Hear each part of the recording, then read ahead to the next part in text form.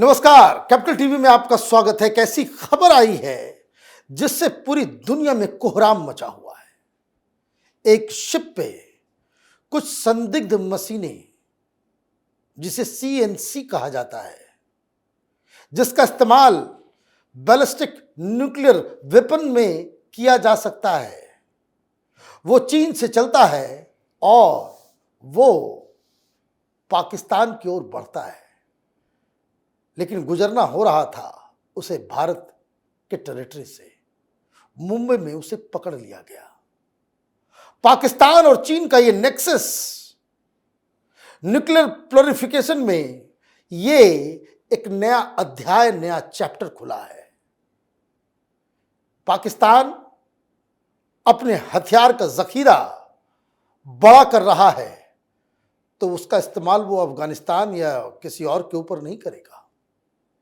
उसका एकमात्र दुश्मन भारत है और इसलिए ये चीन का डिजाइन क्या है, ये शिप कैसे पकड़ा गया, उसमें क्या सामान पकड़े गए हैं, उसका क्या क्या इस्तेमाल हो सकता था और ये हिंदुस्तान की कितनी बड़ी कामयाबी है, ये जानने और समझने के लिए हमारे साथ मेजर जनरल एसपी सिन्हा साहब हैं। आपका बहुत बहुत स्वागत है सर।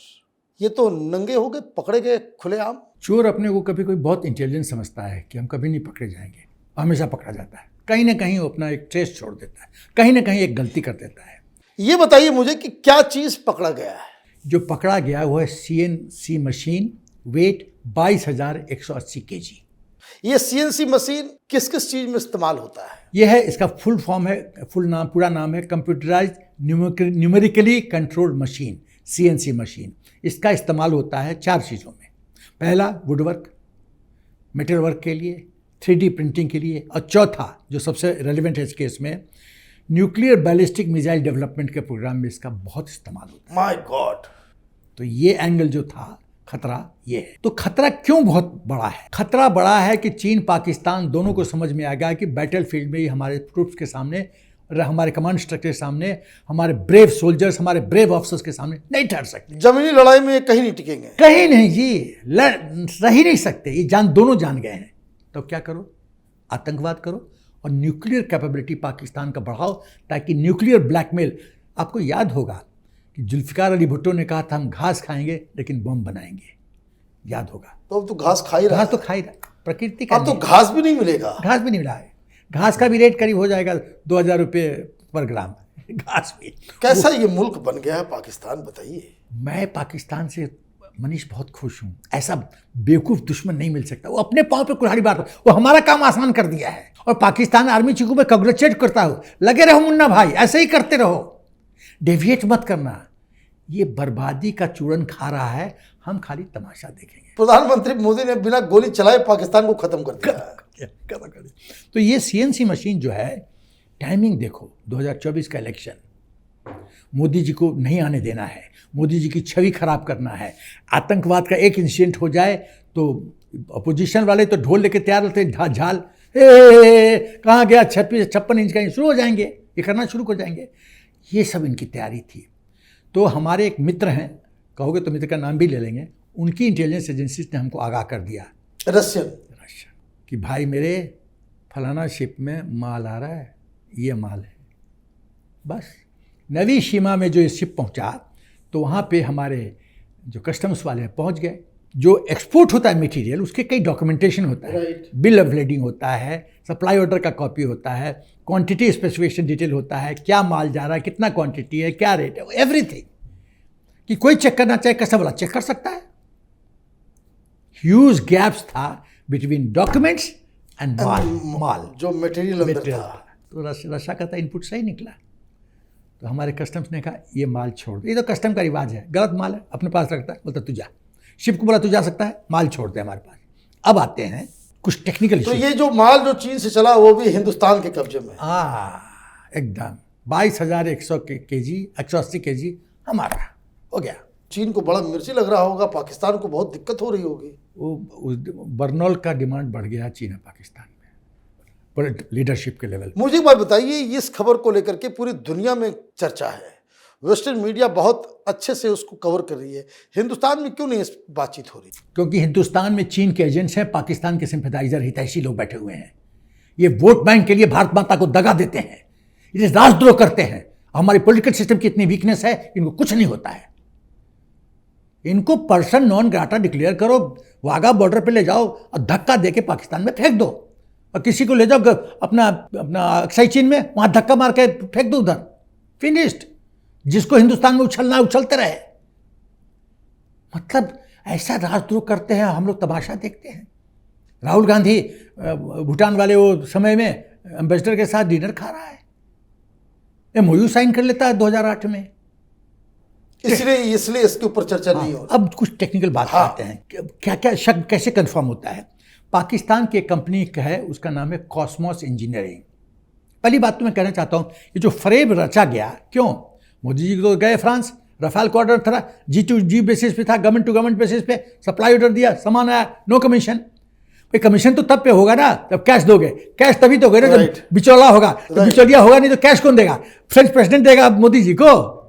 ये बेवकूफ राहुल गांधी को कुछ नहीं पता है कि घूस कैसे दिया जाता है। घूस बोलना नहीं चाहता हूँ, छोड़ो, घूस कैसे दिया जाता है वो पता ही नहीं। खैर, तो सवाल ये, कॉस्मोस इंजीनियरिंग पाकिस्तान की एक कंपनी है, उसको उसने सप्लाई ऑर्डर दिया चीन को।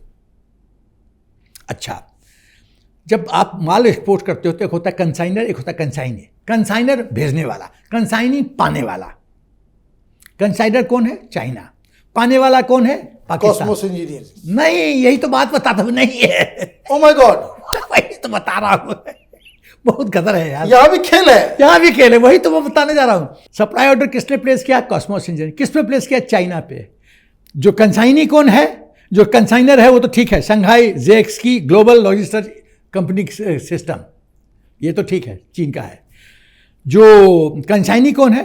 पाक wings private limited of Sialkot. अब कैसा लगा तुमको? सप्लाई ऑर्डर दे रहा है नत्था सिंह, माल आ रहा है बंता सिंह के पास। कर लो भाई, कर लो बात। अब आते बढ़ते हैं, जो वो शिप जो निकला, वो शिप में माल्टा का फ्लैग, हर एक शिप में, जैसे हिंदुस्तान के हमारे बिजनेसमैन का भी जाता माल, तो इंडिया का फ्लैग रहेगा। हाँ, मैं तो कलकत्ता में पोस्टेड था। हाँ। तो उस शिप में हमारे स्कूल टाइप के बहुत लोग रहते थे, उसमें हिंदुस्तान का फ्लैग, ताकि सोमालिया वगैरह के जो पायरेट्स हैं वो दूर से देखें, अरे तो हिंदुस्तान का, इसको मत छुओ नहीं तो फंस जाएंगे। वो शिप डिनोट करता है किस देश का शिप जा रहा, माल किसी का भी ले जा रहा हो, लेकिन शिप किस देश का है उसका झंडा होता है, झंडा होता है, उसकी पहचान होती है। और ये माल्टा का लगा हुआ है। दूसरा गदर, उसके बाद जो CNC को शिफ्ट किया गया था Taiwan mining import and export company limited के द्वारा चाइना से। अब कंसाइनर है सांघाई जेक्स की और शिप हो रहा है इसके द्वारा। पूरा ये चाइनीज यही इस तरह का गदर मचाते रहते हैं। अरे बहुत गंदे लोग हैं मनीष, बहुत गंदे लोग हैं। अब आते हैं, तो अब क्या हुआ कि जब ये पकड़ा गया तो DRDO भी जंप इन करके, भाई बैलिस्टिक मिसाइल की बात है, सही बात है। तो DRDO ने 4 मार्च को ये कंफर्म किया है कि ये जो माल जा रहा था उसका मिलिट्री एप्लीकेशंस है, सिविल एंड यूज नहीं है, मिलिट्री एंड यूज है। DRDO 4 मार्च को कंफर्म किया, इसी 4 मार्च, आज 6 तारीख है ना, 2 दिन पहले, 3 दिन पहले, और कंफर्म किया DRDO कि न्यूक्लियर मिसाइल डेवलपमेंट फील्ड में इस्तेमाल होता है। तो देखो, ये साजिश था, टाइमिंग इलेक्शन को मद्देनजर रखते हुए मोदी जी को बदनाम करने के लिए, पाकिस्तान की न्यूक्लियर कैपेबिलिटी बढ़ाने के लिए। तो अभी तो पाकिस्तान के पास फुलझड़ी है, उस फुलझड़ी में एक सुपर फुलझड़ी डालने की कोशिश की थी। इन एनी केस चीन का कोई, अच्छा एक और बिंदु बड़ा इंपॉर्टेंट चीज में भूल गया, ये जो CNC मैन्युफैक्चर होकर आज चाइना गया था वो इटालियन कंपनी ने दिया है। अब हिंदुस्तान का लिंक समझ गए? Italian company, China, Pakistan, Hindustan का लिंक। मैं इससे ज़्यादा नहीं बोलूँगा, यही लिंक है। मुझे बहुत दुख लगता है, इस देश में लोग राष्ट्रद्रोह करते हैं, उनका कुछ नहीं होता। प्रजातंत्र का, लूफोज का फायदा, देश का कानून ही लुंजपुंज है, बहुत कानून ही लुंजपुंज है सर, इसका कोई इलाज नहीं है। इलाज, वो आपका वाला इलाज नहीं चाहिए। अब आगे बढ़ते हैं। ये मुझे बताइए कि ये जो कंसाइनमेंट जब ये पकड़ा गया, अब क्या हिंदुस्तान की सरकार चीन के खिलाफ या पाकिस्तान के खिलाफ कोई फॉर्मल कंप्लेन या कोई इसके ऊपर कोई कार्रवाई होगी? अरे गवर्नमेंट इन्वॉल्व भी नहीं है भाई मनीष, गवर्नमेंट इन्वॉल्व नहीं है, बिजनेसमैन इन्वॉल्व है।